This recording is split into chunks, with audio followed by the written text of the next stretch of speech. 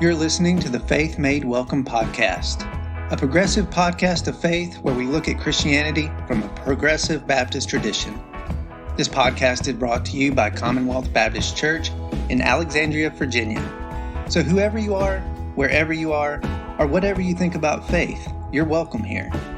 Please let us know what you think about our podcast by subscribing to it or by sharing it with someone who may be looking for a podcast like this. And we would love to hear your feedback, so please leave us a comment or question on Facebook, YouTube, or Twitter. Let's get started. Hello, everyone. Welcome to the Faith Made Welcome podcast. You're listening to this. This is episode number 5. This is episode 5 of Faith Made Welcome. If you listened to episodes 1 through 4, you know that was what we were calling the Activist Preacher series in light of all the racial tension and unrest that we have and the reckoning that is going on in our country right now. It was thought that we would have a benefit to serve by bringing in some preachers who could speak to this reckoning that we're going through. So we hope you enjoyed that, and if you haven't listened to those yet, absolutely go back and check out episodes 1 through 4.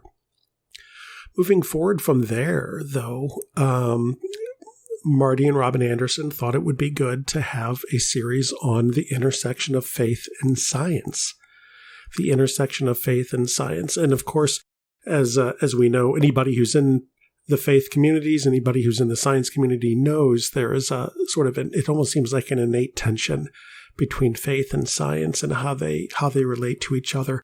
Really wanted to take some time and pick that apart and try to understand why that is and try to get to the bottom of how not just understanding the tension, but what it looks like to unite the two, understanding the disagreement and why there is one, and understanding the friction and why there is one.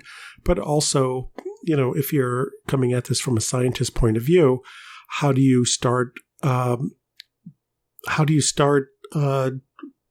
with an open mind and open thought, communicating with the faith community? And if you're part of a faith community and you're not quite sure how to reconcile scientific work and scientific thinking and scientific understanding into your faith view, how do you do that?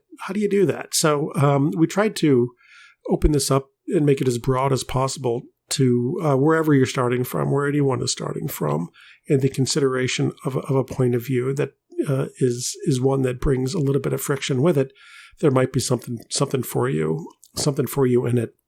So for this, Marty and Robin invited Dr. Graham Walker, Jr., the professor of theology at Mercer University in Georgia. And Dr. Walker was actually a seminary professor of both Robin and Marty when they were in seminary school. And I was invited to participate in this. And well, I'm Dr. Paul Fitzgerald. You may know me. I was on episode 4 a little bit. And Cheri Spiegel and I have a different podcast, which you may or may not know about. So I make occasional appearances with Commonwealth Baptist Church stuff. And I was invited in to be the voice of a professional scientist, as I have, some scientific credentials. I teach a biology class. My PhD is in geology with a focus on paleontology and paleobiology. So, and this is not for Dr. Walker and I to have an argument with each other. This is for us to have a conversation to explore these ways that we can come together, and how understanding can sort of happen from different points of view. And why am I actually doing this little intro here? Well, the real reason is this.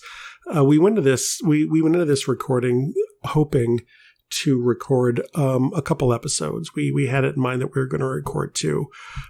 We had a wonderful and extraordinary conversation with Dr. Walker that went on for quite a while, and it's really dense, and there's a lot in here.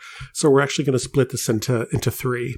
So episodes 5, 6, and 7 are going to be all parts of this conversation we were having with Dr. Walker. So we just want to give you a little bit of a heads up on that. that episode 5 is going to be the first part of it, and episode 6 is going to be the second, and episode 7 is going to be the third part of it.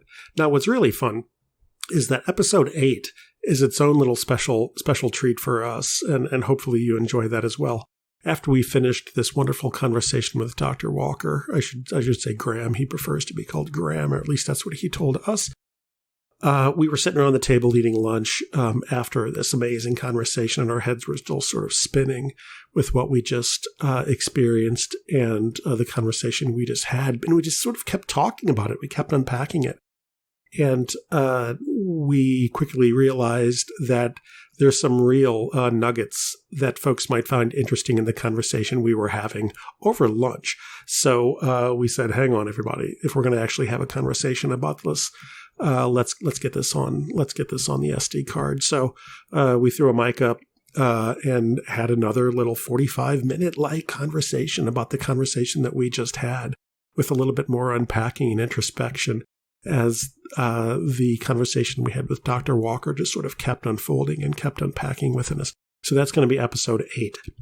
So each one's about 40, 45 minutes long, and I really hope you enjoy them. I just want to give you a little bit of a heads up on what all this is about, what these next few episodes, and we really hope you enjoy it. So this is it for me. You'll hear me on the podcast, but for most of it's Dr. Walker and Reverends Marty and Robin Anderson and Dr. Cheri Spiegel. So I hope you enjoy it. Have a great day, everybody. Love you.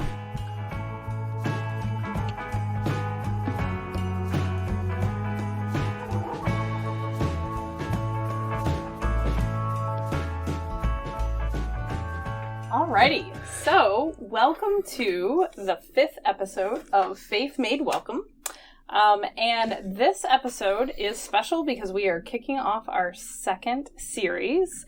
And who do we have in the room today for this 2nd series? I am Robin Anderson. I am one of the pastors of Commonwealth Baptist Church here in Alexandria, Virginia. And I'm Marty Anderson, the other pastor at Commonwealth Baptist Church. I am Paul Fitzgerald. I was invited to be on this as I am a resident scientist, I guess. I teach biology and occasionally geology at Northern Virginia Community College. I have a PhD in paleontology, paleobiology from the University of California at Davis, and a master's degree in evolutionary biology. Bragger. Sorry. People want to know. I was like, why is this guy on this thing? You know, it's like, It's fair. I went to college a little, so. And I'm Graham Walker. I teach theology and philosophy at the McAfee School of Theology, Mercer University in Atlanta. Woohoo! Yeah, you do. And I've been working with the interface between science and theology for a long time. Had a few grants, and I've worked with the Dialogue on Science, Ethics, and Religion through the AAAS. That's been a wonderful experience, coming to terms with 2 different camps and how we understand the world and look for a place where we can make bridges and dialogue together. Great. And I'm Cheri Spiegel, and I'm probably not going to have much to say today. So I'm a deacon at this church, and I'm a PhD in English, which is one of the reasons why, as we're launching into this faith series that's going to be about the intersection of faith and science, I feel like it's time for the PhD in English to be a little quiet and listen to some other folks in the room. But I'm still mic'd because of peer pressure. So to get us going, Marty and Robin have known our guest, Graham Walker, for a little while now. Y'all want to tell us how you know him? Well, we started McAfee School of Theology the same year that Graham started teaching theology at McAfee School of Theology. So we kind of jumped into that seminary journey together.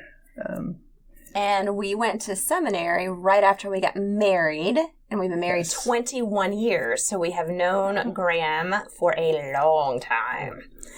So he was our theology, and at that time you were also teaching ethics. So you were our theology and ethics professor. And he was special enough to Marty and me that we asked him to participate in an ordination service when we got ordained. So we have a good bit of a history with Graham. I'm going to try really hard to not say Dr. Walker. Yeah, they are pausing like all former students do before they say Dr. Walker. I mean, he has a first name, Graham. We know this well. So cool. So we are starting off with just an easy question. Faith and science, can they be friends? Right? Yet another softball. Another softball. Yeah. So, well, can they be friends? Why are we asking this question? Why can't they be friends? So a good bit of the studies that are coming out, that have been coming out for years about why people are leaving the church in droves. Science is always one of the factors that come up. That one of the things that drives people away from church is the belief that churches or people in churches are anti-science. Mm-hmm. And people feel like they have to choose, right? That they can either believe in science or they can have a faith life that believes in some sort of God, but they can't have both. Mm-hmm. Which is ridiculous. And Graham should tell us why. Okay, well, let me play around with it just a little bit. And you all jump in, and especially even the English professor. I think that's a wonderful way to look at the world is in terms of narrative structure. Mm-hmm. And narrative structure is exactly what science takes a look at. Whether you're a cosmologist and you're looking at once upon a time, how did we get here? Or you're looking at a sense of ending, as your narrative folks will tell you, then you're looking at, as the physicists would say, where are we going? Is this world an open system? Is it a closed system? Is it cooling down? Is it heating up? What will the end look like? So that's a pretty important factor that involves narratives and how we come to our understanding of what truth is by making that narrative structure. So I'm kind of bringing in the English literature side of things pretty quickly here, because that's maybe the biggest place of conflict that you have between science and religion. Is how do you understand the narratives? And we know this about the human species. The evolutionary biologists have done a pretty good job of helping us see an evolutionary psychology too. And that has led us to say it's really important for a human being to understand who they are by the stories they tell. I had a wonderful Boston Terrier, and the little guy, he was great. He just liked to make eye contact, get in my face, give me stare time, and then just it's like the dog every 9-year-old boy wanted, and I didn't get one until I was 50. So it was it's like a dream come true to have this little. And he had a white face, so we called him Kabuki. And he was fantastic. But one thing I observed about this animal is that much personality as he had, he never asked the questions, who am I and where am I going and why am I here? He never came up with the questions of origin, purpose, and destiny. Those are key to what it means to be human. Now, theologians and philosophers have come to where we talk about that as meaning we are exocentric. We find our identity outside of ourselves in social constructs. We don't find our identity internally, biologically given to us. So if you're a beehive, every piece of that beehive operates in sync in a given pattern that was passed on biologically from generation to generation. But humans are quite different. They come with a range of possibility, but then their flexibility and how they live is wide open. So narratives make all the difference in the world, how you understand. Now, does that kind of click for you? I mean, scientists and literature people in the room and religious folks in the room. This ought to be clicking with you. Yeah. Because if you're talking about the actions of repeated that create group identity as a minister, then this is exactly what we're talking about. It has to be done for humans. We crave the ability to remind ourselves who we are and why we're here. It operates on three things: origin, purpose, and destiny. Where do I come from? Origin. Destiny. Where am I going? And how purpose? How do I live while I'm here? So those are key kinds of questions that emerge out of both our biology, our presuppositions, but also out of our ability to tell stories. Elie Wiesel said it a long time ago. I studied with Elie Wiesel, and I love the way he says, God invented human beings because God loves stories. We tell stories. Yeah. So I'm going to throw it back at you all for a minute, bounce it around the room, and then let me keep going. I mean, just the way that a scientist would approach the questions of where do I come from, where am I going, and what am I doing here, and what is the destiny, comes from observable, the fossil record. It comes from the DNA. It comes from what are the properties of this species, and what are the properties of the individuals, and how long is it persisting through time, filling its biological role in the ecosystem in which it does. That question, the first one, where do I come from, using those tools, obviously is poked at by anthropologists and archaeologists all the time, as best it sort of can be done throughout the arc of human history, from emergence, as evidenced by the fossil record, and narratives through cultures, all the time. It's what is the role in the ecosystem, where I think a lot of times humans are placed sort of in a superposition where we don't oftentimes even think of ourselves as being part of an ecosystem. We think of ourselves being in an ecosystem that is around us, but not necessarily a part of it, possibly because we make tools, possibly because we create our own microenvironment in our homes. We're not as subject, although this is changing, to the whims of weather and climate as much, because we have air conditioning and heating and things like that. So why it's just hard to find examples where people really do, from a scientific point of view, try to even talk about humans and human culture in the same way that we try to address other plants and animals and fungi and all this other sort of stuff in the ecosystem. And that might be part of the disconnect. I mean, why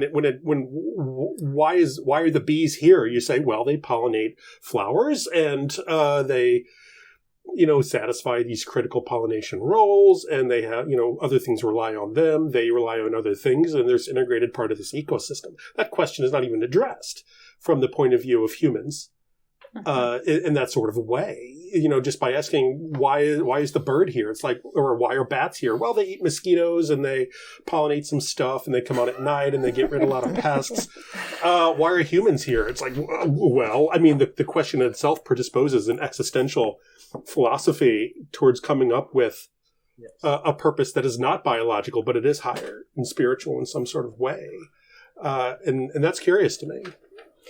And I think that one of the places maybe where the disconnect comes from is the way that we approach particular narratives, particularly the Bible, if we're talking from a Christian standpoint, right? That Christians are taught to see the Bible really as a textbook. And so we're not asking those questions that you just asked. We're not seeing the Bible as a book that is a collection of stories and poetry written over a vast period of time by different people, and that those are the questions those people were asking, right? They weren't necessarily writing a textbook. They were asking those same questions. Where did we come from? What is our destiny? What is our purpose? And so we're seeing story asking these existential questions as textbook giving us facts and data. Yes. Yeah, I always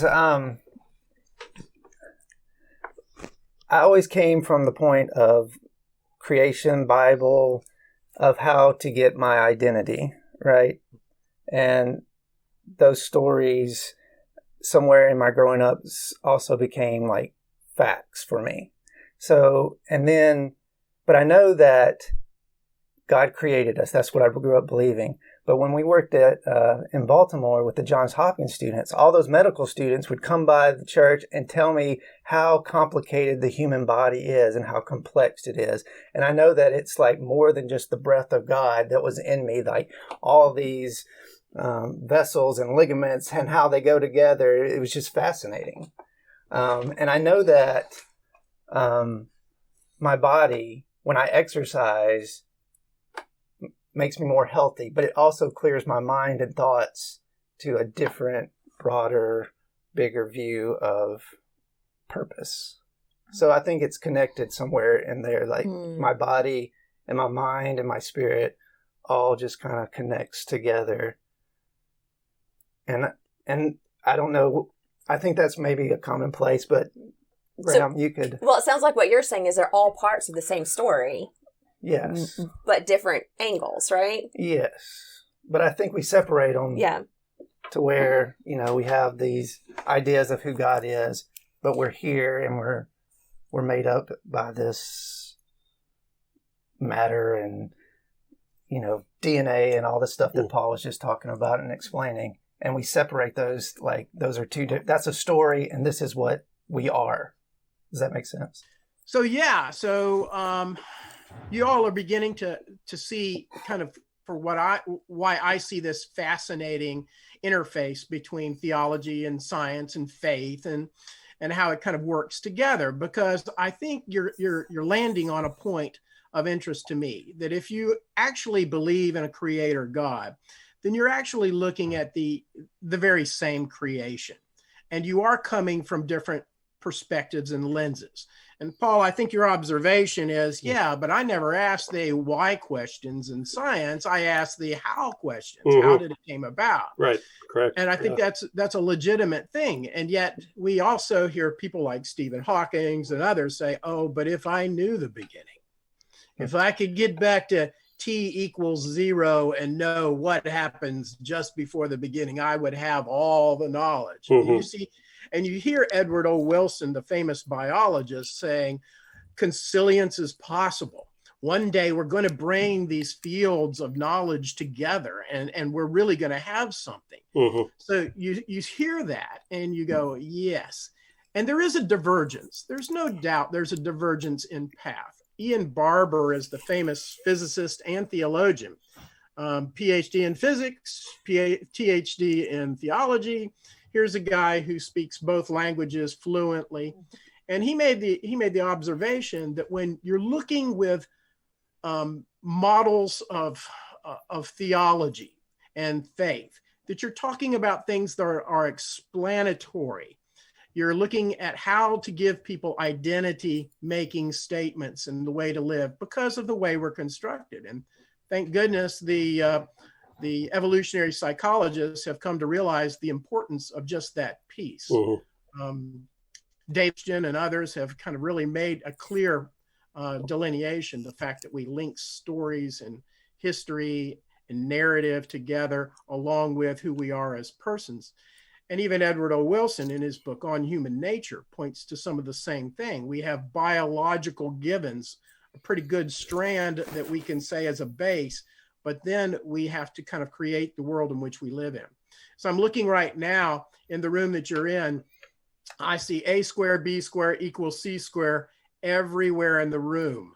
There is nothing that you all are around in or not encapsulated by that doesn't have a human designed A squared, B squared Mm-hmm. = C squared. Mm-hmm. You have constructed even a physical world that you live in. You can't function. This whole event that we're doing can't function without the sciences that are used to construct the worlds that we live in.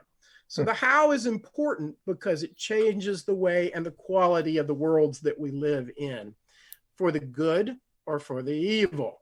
Now, when those two were in my theology class. I told them about your boxing nun and boxing devil that you would bring to class. Well, there you go. I always show the movie, and I still do, Contact, because it's an extremely good movie to kind of Carl Sagan's book, Contact. Right. It's an extremely good movie to kind of look at the relationship between science and faith. And basically there are four, and Ian Barber kind of points that out. There's science and faith in conflict with each other, science and faith in independent of each other, and then there's science and faith in dialogue with each other, and science and faith integrated with each other. And so there's a different narrative in all four of those relationships. So the conflict narrative is built on the idea that humanity sees itself as subjecting the world under its foot, and therefore the scientists are representative of those who provide the alternative narrative of, oh, but this is what the world is about. And so it has a voice in the system. So you have a conflict going there. Then there's the independence narrative, and that is that when scientists speak, they're talking about something completely different from faith. I once went to a conference on human becoming in Chicago in the early 2000s, and a psychiatrist was there, and he asked me, "What are you doing here? You're a theologian. This is a scientific conference." And I said, "Yes, it is." And I said, "And to what degree is your work impacted by people who believe like me?" He says, "Not at all. Most of us do not believe at this conference in a higher being or God in any way, shape, or form." And I said, "Yeah.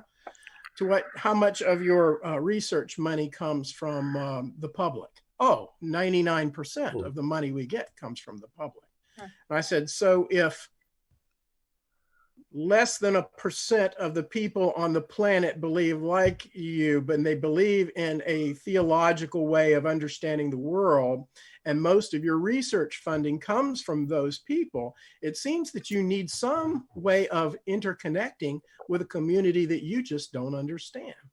And that is really seen in the movie Contact, because it's like we talk past each other, and there's conflict there, and yet we so totally need each other. That's what's an amazing thing.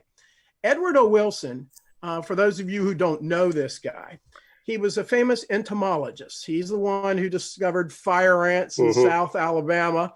And then he also finished at Tuscaloosa, University of Alabama, before going on to Harvard and becoming the famous sociobiologist, that the field that he created.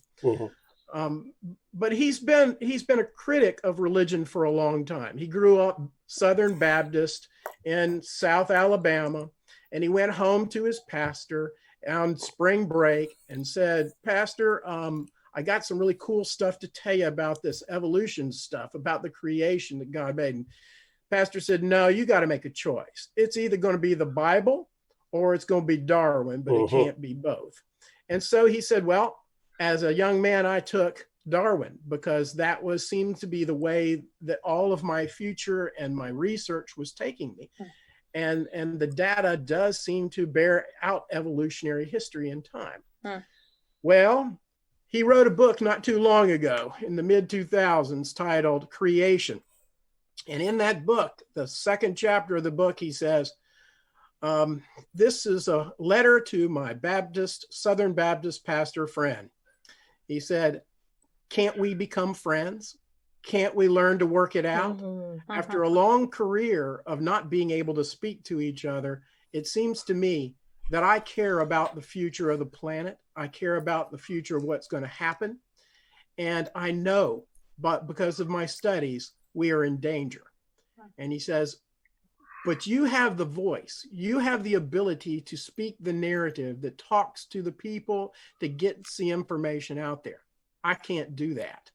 And so he made that move. He made that shift to say, we may be coming from different places, but we hold true the same thing that in common, the love of the planet that God has created. Yeah, and if you have a a conversation with somebody, if you come from a scientific background or you have a base of scientific information at your disposal, and you try to have some sort of consilience with someone who is a person of faith, or your friends, or your family at a Thanksgiving dinner or something like that. I mean, because science, or because we're not going to talk about religion and politics, right? Those are the things you don't talk about at family dinners. If the basis of the conversation starts with, I'm going to ask you to not believe the things that are in front of your eyes, that you see around you, you're not going to get far. You're not going to get far. And so both the bad rap that I've seen that most of them get, that most people have with science and how it relates to religion, and religion is how it relates to science, is the scientist asks the religious person to everything that is in this book is one story, there's others, and here's data, and there it is. And what this religious person asks the scientist is, don't believe the things that are in front of your eyes that you build your career on, and just use a faith-based approach that doesn't rely on that instead. And for that reason, the scientist often gets the bad rap, rightly so, I would add, of having just like the worst PR in history. They're really lousy communicators. So you have one group that is grounded in data that's a lousy communicator and then doesn't know how to talk to the public, with another group who is fantastic at speaking to the public, who comes from a basis of information, not as reliant on information gathering from a pseudo-objective point of view. Of course, there's going to be conflict.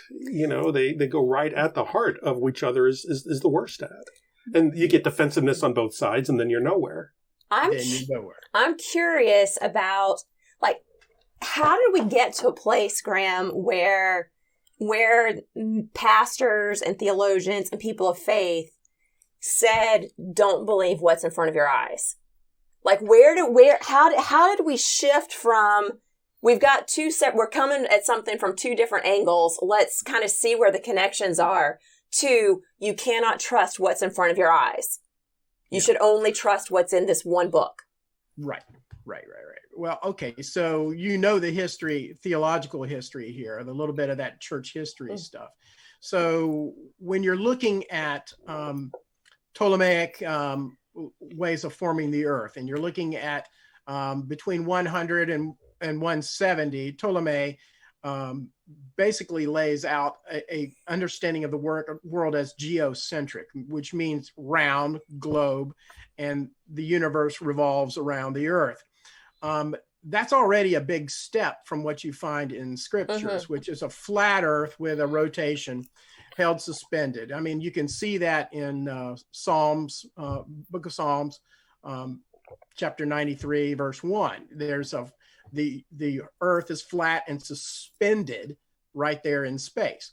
So you have that view. So Ptolemy view in let's say 170 is already a big shift. Okay, that's a big shift. Now you've got some sort of globe. Why? Because he's operating like a scientist, and he's trying to predict what's going on around him in observable fact. He's looking out, he's seeing the moon come up. And if you look out right now, it's a great time to go out and look. Yeah. You can see this really neat constellation. You can see Jupiter out there. You can see Mars. And if you have really good eyes, okay, take out your binoculars, you can see Neptune back there. And it's just fascinating. I go on my walks at night and I look at that, and I'm just fascinated by that. And every 12 hours that the space station, International Space Station, is going over your house.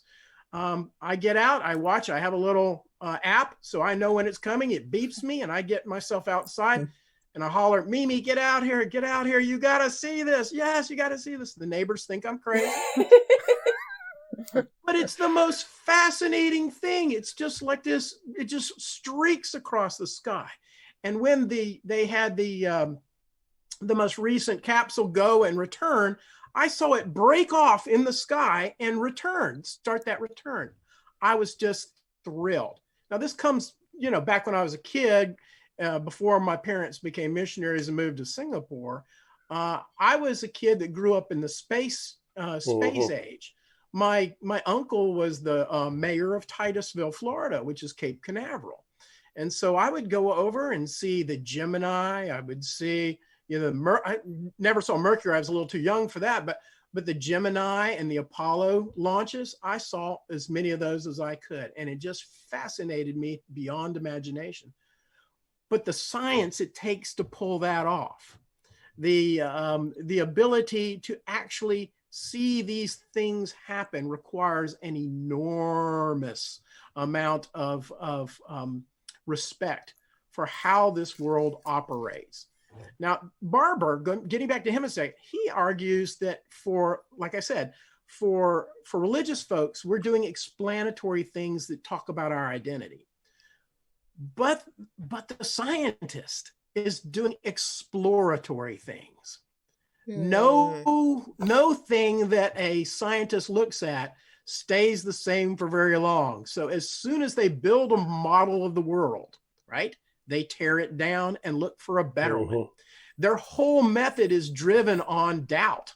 Yeah, prove me wrong.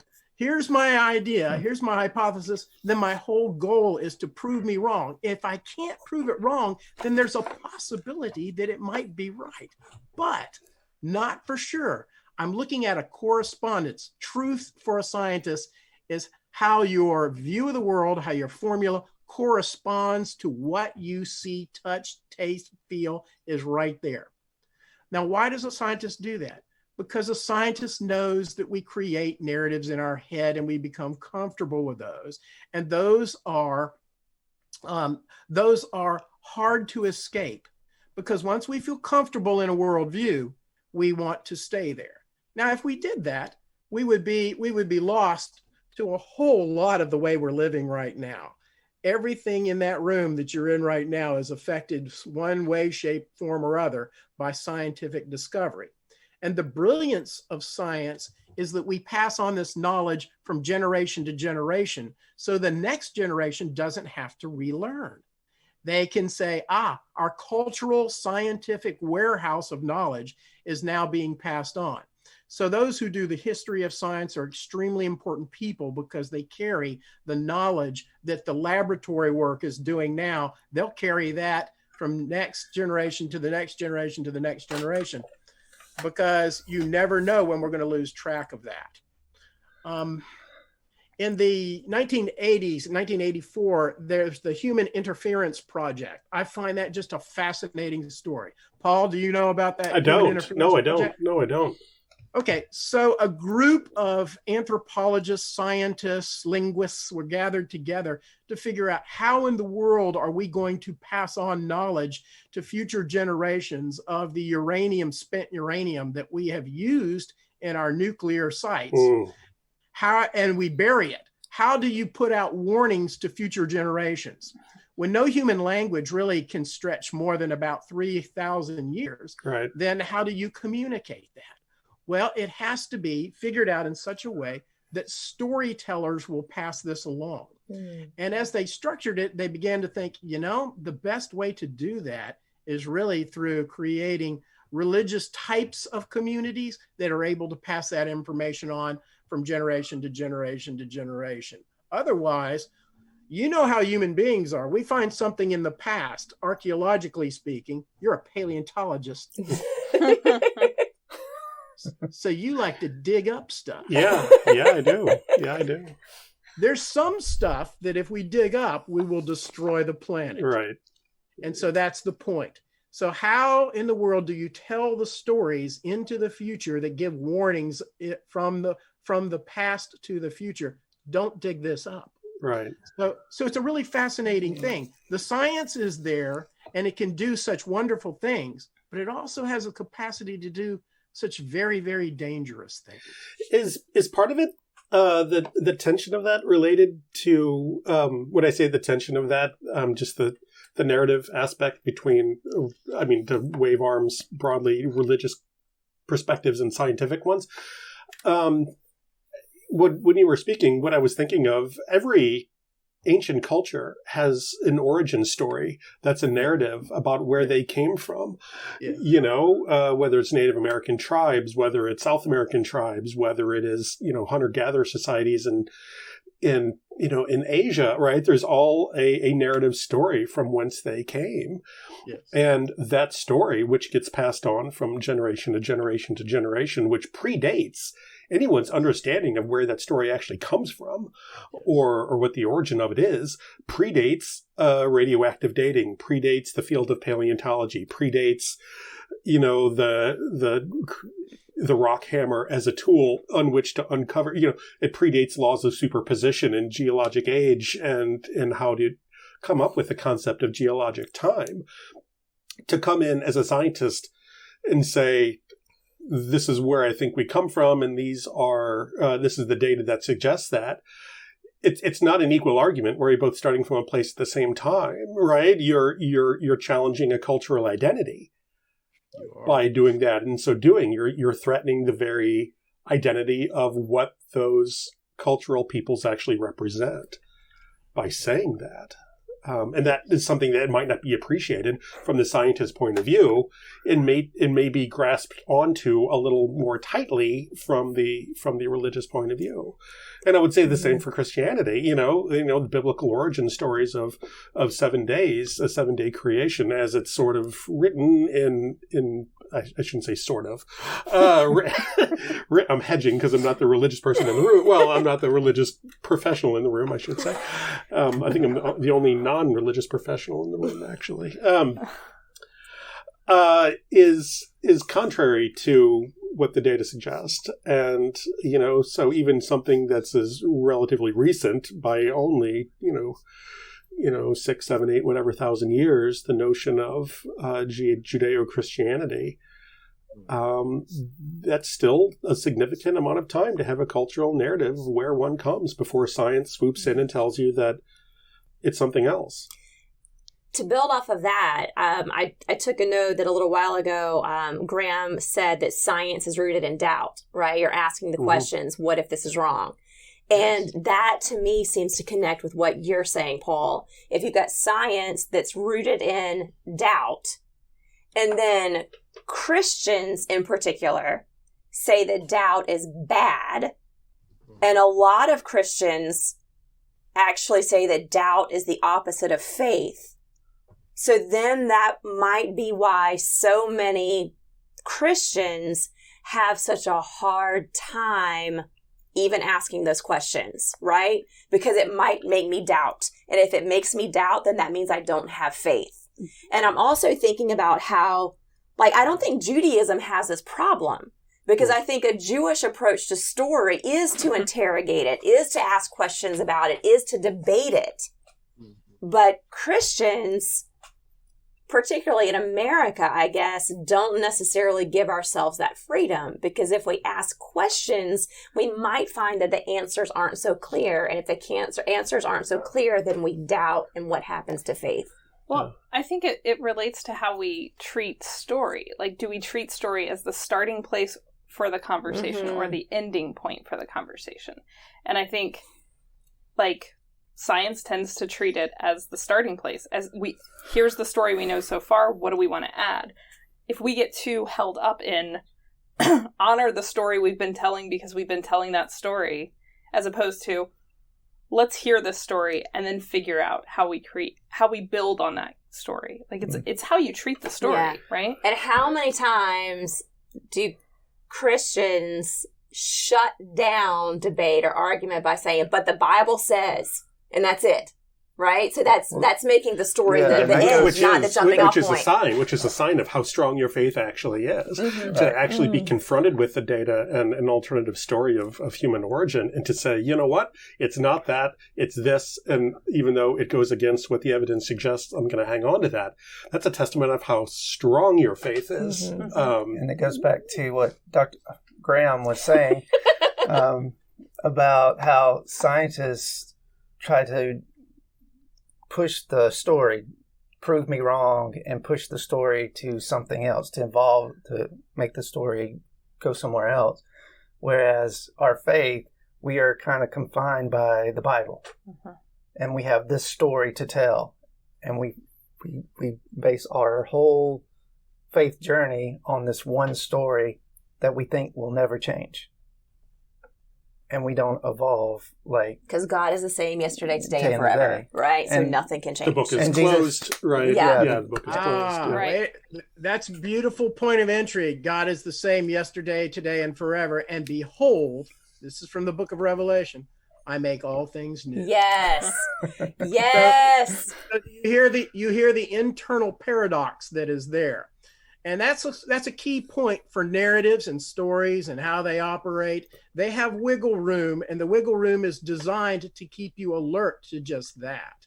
So you have to ask yourself, why is a scientist becoming anti-religious story? Why is a person of faith becoming anti-scientific investigation? What's pushing them to deny a basic paradox at the core of who we are? And yes, God is the same yesterday, today, and forever. And behold, I make all things new. Yes, both of those scriptures are found in the Bible. Both of those speak to who we are. Mm-hmm. So now you got to think, is God on the side of newness? Is God on the side of sustained identity? What's going on here? Is the kingdom of God arrived already? Or do we just see it and we wish for it on the horizon of the future? So you see, there's this already and not yet. Stability makes things new. Humanity, sinful yet made in the image of God. Mm-hmm. You see God is transcendent. God is immanent, to be found everywhere, but to be found, not to be able to be explained and have no name that you can use for God. So you see the paradoxes that are core at these stories are really important. And when you get into a science versus religious debate, what you're doing is you're getting into, I don't accept the paradox here. I'm making firm boundaries that exclude paradox. Now, where does that come from? I think there's another place to look. Peter Berger is the famous sociologist of a religion who said, we don't have a secularization problem in this country.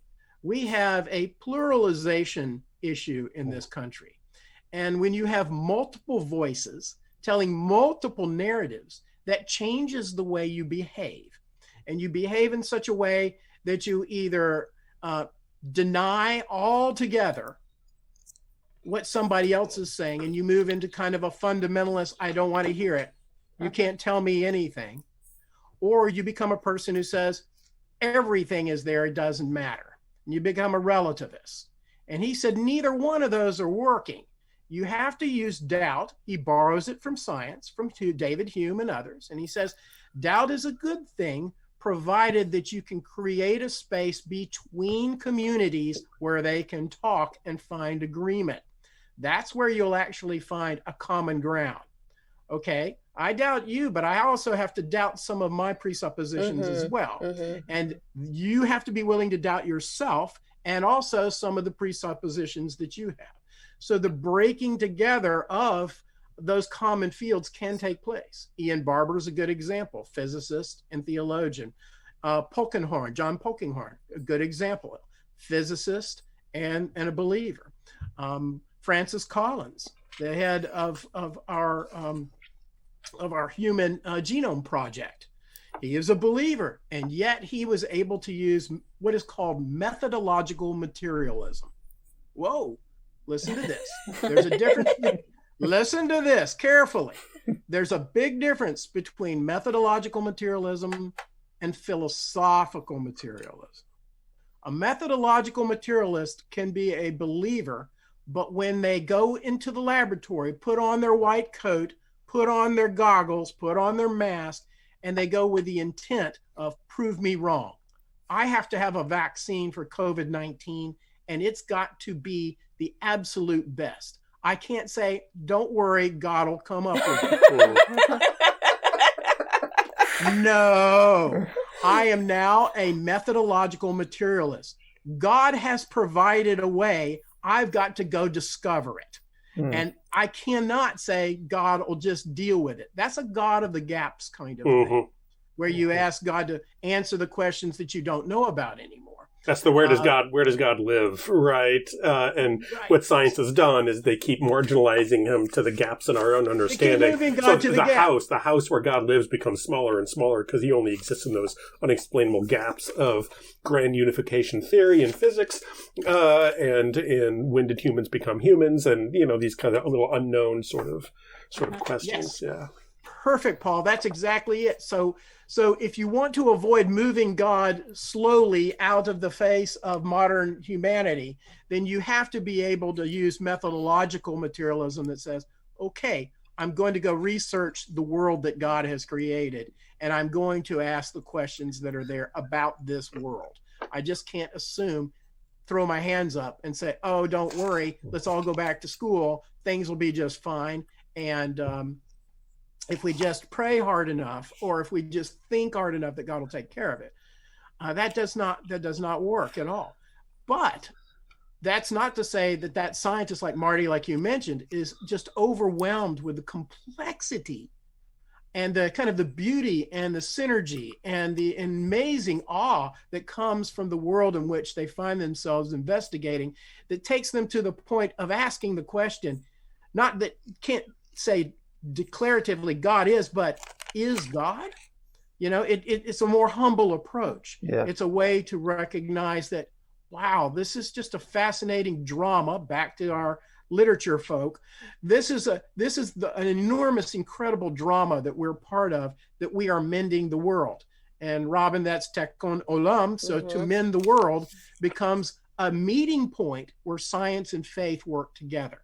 Right back to Edward O. Wilson. Can we mend this world? Can we fix this world? It's going to take both the scientists who endeavor to find out how it works, and it's going to take those who tell the story to motivate, to operate, and to get us to where we can use the scientists effectively.